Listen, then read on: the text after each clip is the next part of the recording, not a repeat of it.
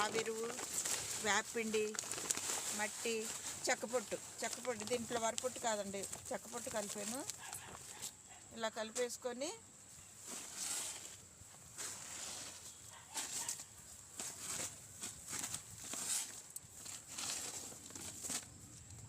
గ్లాస్లో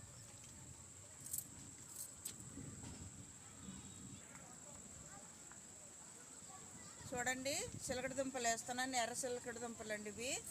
ఇలా ట్రైలో వేసుకుంటే బాగా వస్తాయండి. ఇలా లైన్గా వేసి కొంచెం ఇలా కప్పేస్తే మొక్కలు వచ్చేస్తాయండి. పెద్దవి 2 వేస్తున్నాను ఇక్కడ. చాలా దుంపలు ఉన్నాయండి, చిన్న చిన్నవి.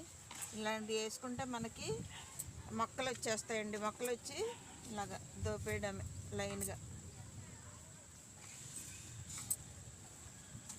ఇలాగ వేసుకుంటే అండి మొక్కలు వచ్చేస్తాయి.